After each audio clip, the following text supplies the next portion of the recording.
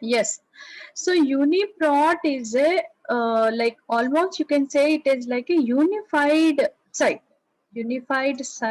wherein like your Expassi tools, your Swissprot, all the data is merged and it is one point like one stop solution for so many parameters. Almost you can say such kind of thing, right? So let us take one example from your table, one accession number from your table, then we will go ahead doing what will happen to that, what we can retrieve from Expassi, right?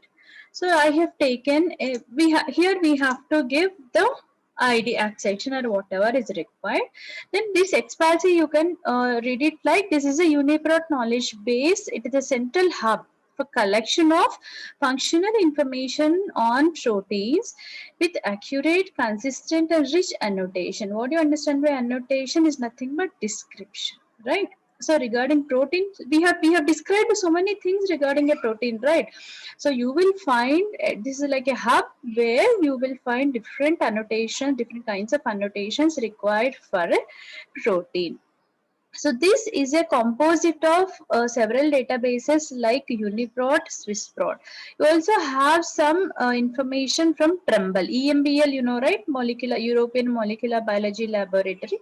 From that, whatever genomes are available, those genomes are translated to give rise to proteins. So such information is also available here. So here you have information from Swissprot, EMBL, right? Then you can see several other parameters, right? So when we give the accession number and you start searching, so let us see what it is going to search. It did not search anything. Let me just check. Let me check. Repeat the search in UniProt KB. Yeah, so go to UniProt KB and you search it. So what did it search? It is some uncharacterized protein from Trichomonas fetus, because that what is the name that you have in the table is I have given. I have done some several comparative analysis and have identified some closely related proteins. Then I give the annotation for that. But you can understand very clearly that those proteins are uncharacterized in the databases, right? So now if you click the result, so where from you are getting this result is from Tremble. What is the source for this result is Tremble. How you get result from Tremble is that what the genome is sequenced, you know very well. So from the genome, so you know very well that ATG gives rise to methionine. So that artificially, that machine based translation, in silico translation of that genome sequence gives rise to some protein sequences. So that is how you have the sequence in the UniProt. Swissprot is nothing but manual annotation. From Tremble, what you get will be computationally analyzed. Computational annotation means your DNA sequence translated into protein, like that, by computational analysis. You know, because with the help of your genetic code. So that is how you can understand this sequence is from the Tremble. From Tremble database, it is computationally generated. So let's go on check what is the information that is available about this protein. So first you will get the name of the protein and gene ID. So at this point, as I have been telling, after we learn about the protein parameters and protein characters, we also should have some little genome related information, because if we have to clone the protein into a vector of interest, so definitely it is important that you should have its gene sequence, and you should check both sides, 5 prime 3 prime regions and all that you have to check, promoter terminator regions, all that you have to check. So for that you have to have in hand what is its gene ID. So all of you try to find out its gene ID. Okay, so I think it is there in my paper also. I'm not sure whether we have published that. Otherwise all of you have to get the gene ID. So if you go to UniProt KB, UniProt KB search. Then if you give your protein, and it will give you the gene ID. I will also show you how you have to get the gene sequence from this site itself, right? So if you scroll down again, it is telling you. Actually, for let me just take one very simple example, and let me tell you. For example, very more well studied protein is insulin. Are you able to see the screen? Is this Yes, ma'am. yes? Uniprot. Yes. Okay. So Uniprot KB. Go to Uniprot KB database. Okay. You go to this. Go to this. Then you are able to do it. Okay. So let me tell you how much information does this. Okay, something is happening. Just a second. Yeah. Repeat the search, it is asking. Okay, so you know how much insulin is studied. So it is very well studied protein, and you can understand that it is annotated very well for different characteristics, right? So let us go to the first hit. Just to tell you how much information you get regarding a annotated protein in the UniProt, how much it compiles for you at one stop.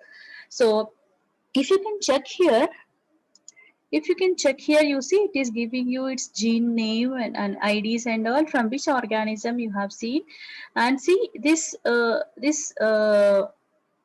status indicates it is reviewed or it is manually annotated. If not, you will get the tremble symbol. This blue color, if it is blue color, it means that is from tremble. It's computationally predicted, right? So next is annotation score. You see, like five star is nothing but like fully studied, right? So if you check the function, see how much annotation you have regarding the function of that insulin, like growth factor 1 receptor.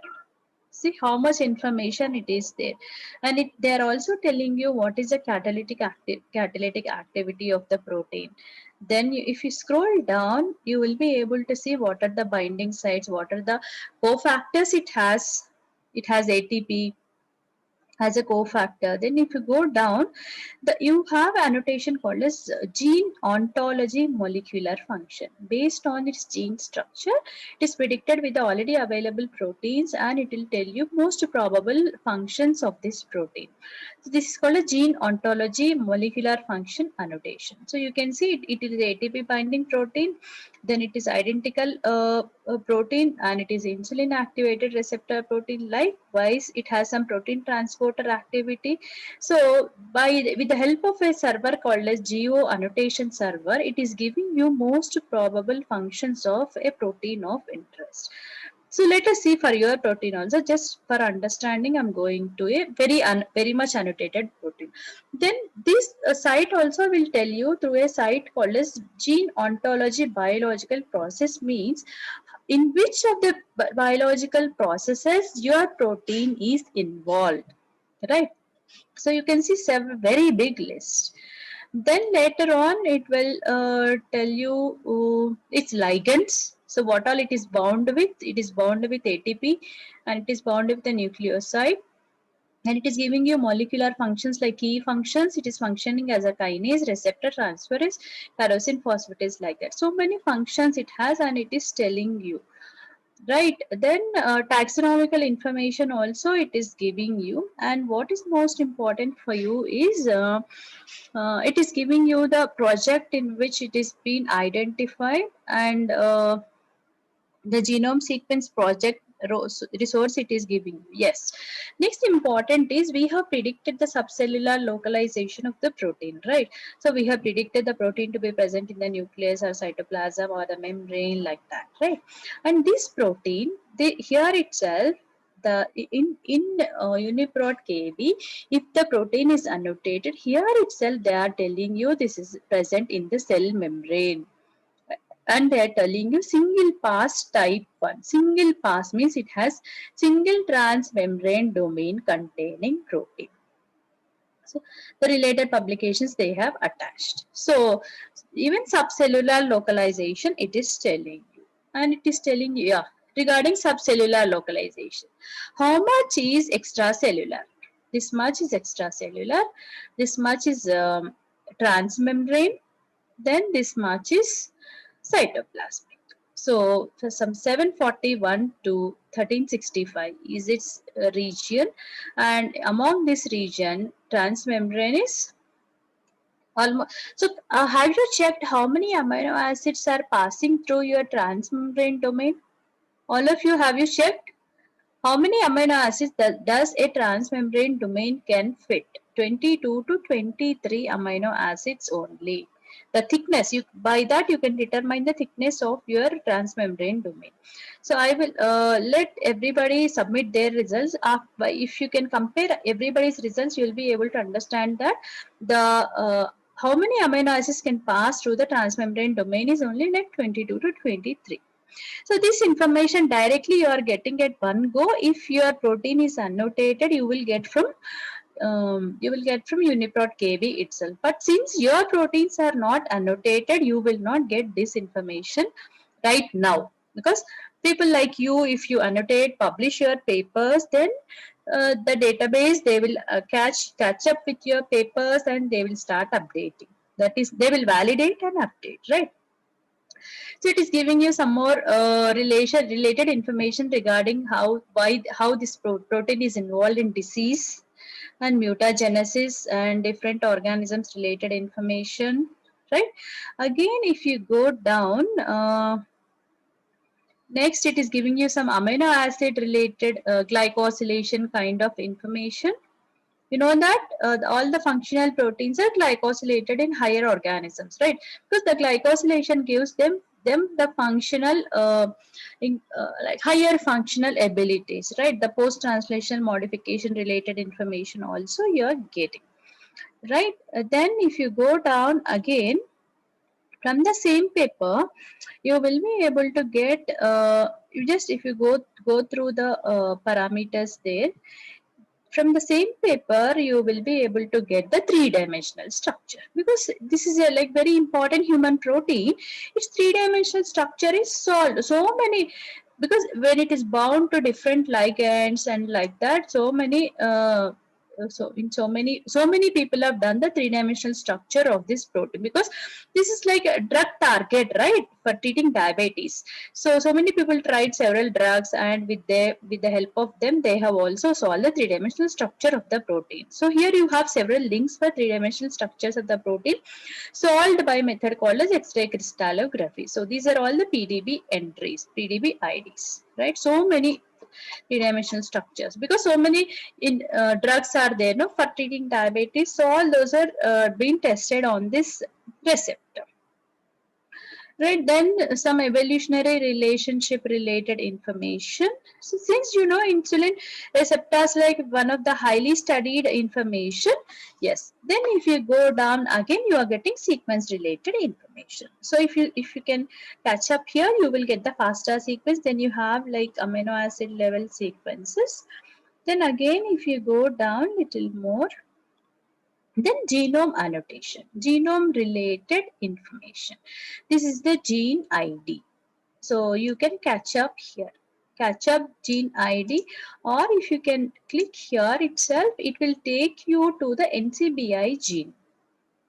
It will take you to the NCBI gene to the GenPept site. So there you can get your FASTA sequences, all your genome related information. We will go next regarding this. Okay, immediately we will go. Don't worry about it. So you understand, from this UniProt is such a unified database that gives like whatever analysis you have done at one go, you are getting in the UniProt. That is how UniProt is unifying all the information that is available in the databases. So it's very useful too. So let's see what are the results of UniProt KB for our periprotein, because I have already told you from the beginning that these are very recently sequenced genome. So still the annotation is not yet complete. So if you go down some little information, you are able to get that because these are all prediction. These are all because the sequence itself we are telling it is unreviewed. Unreviewed means this is experimentally this is not proven. Right? This is just computationally predicted. So whatever parameter you get will be computationally predicted information, right? But if you scroll down, you will be able to see its taxonomy related information. So you're also getting the subcellular localization wherein this integral membrane protein, then still it's not yet it is not yet annotated, just it is annotated by quick go. It's like all computational analysis, not experimental. So it has one transmembrane domain in this region. This UniProt also uses TMMHM only for the uh, membrane prediction activity, right? So again, if you, because you can see here, you don't have much of functional analysis. You don't have gene ontology function or gene ontology biological process related information, because people have not yet studied any related anything related to this protein, right? So you only have the FASTA sequence of the genome of the protein. Then if you go down again in the if you go down again, they will connect you to the genome, right? So yeah, so if you go down, see, they are not even connecting you to the gene sequence. This they are you are getting the link of only the genome. This is let me go again. I will show you. This is complete genome from European Molecular Biology Laboratory related region, that is EBI ac.uk, wherein that ID is like complete genome ID, that is not gene ID. So still these regions see Trichomonas fetus strain के whole genome sequencing project. So this UniProt still is not able to give you the sequences at the level of its, just a second, just a minute. Yes, where did it go? Okay, just a minute. So from here I will go there. I will take you to another tab. Yes. So this in this page, it somehow, because from Trembel you are directly able to get the uh, predicted protein sequence, but still its genome is not annotated which region of the genome is giving rise to protein.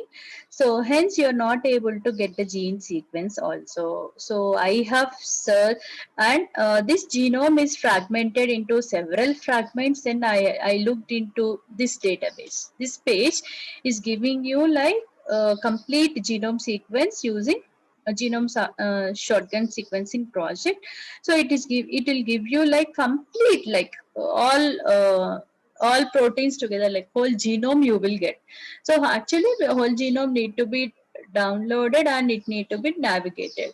So then from through NCBI genome project sequences, I have downloaded several fragments of the genome, and from there I have retrieved the gene sequences for these proteins. So what I will do then, and from there I could also get some gene IDs for some proteins. So here you have this, what is this? This is like your protein ID. This is your protein ID. This, it will take you to your NCBI ID, NCBI protein ID, right? So if you take this, it will take you to NCBI protein ID only. Again, it is directing you to ENA, but doesn't matter. So what you can understand here is that here you don't have even a gene ID sequence related information, which you can understand how less annotated. All this is like, see, you don't have much data. Okay. So they are directing you to the complete genome sequence, go and search, like that, almost I can say. Right. So, but from NCBI, I have somehow looked into its genome, complete genome made into several fragments. And from several fragments, I could pull out these genome these gene sequences. So today I will provide you those gene sequences. You have to do the analysis part. So anyway, let me go to the page. I will take one gene ID of your proteins, then I can tell you. Okay, so primers, these are not primers. Just hold on a minute. Just be online for a minute. These are primers. Okay. Yes. So can you see here how I have retrieved the sequences? Yes. So just now you have seen something like this ID. Is the screen visible? Can you see the screen? Yes, ma'am. Yes. Yeah, you are able to The see, Word right? document is opening. Yeah, yeah. Yes. So, so just now in the UniProt, I have shown you something like this ID, right? I told you this is the genome sequence, right? So that genome sequence is fragmented into several fragments. Those fragments are called as scaffolds, right? So I have retrieved the sequence of CP8. So you are working with, you're not working with this product. Somebody is working with PSPA? I don't think so. Okay. So like this only, I have identified your, from the entire genome sequence in which scaffold your gene is there. And I have also found out the region, from which region to which region spans your gene. That data also I have identified, and they have given something called as locus tag. So from the locus tag, so this was the important information. From the locus tag, I could get this region. So this was like, it took almost 6 months for me to get the gene sequences for all these proteins, right? So let me give you some gene IDs, or else, just a minute, just wait a minute.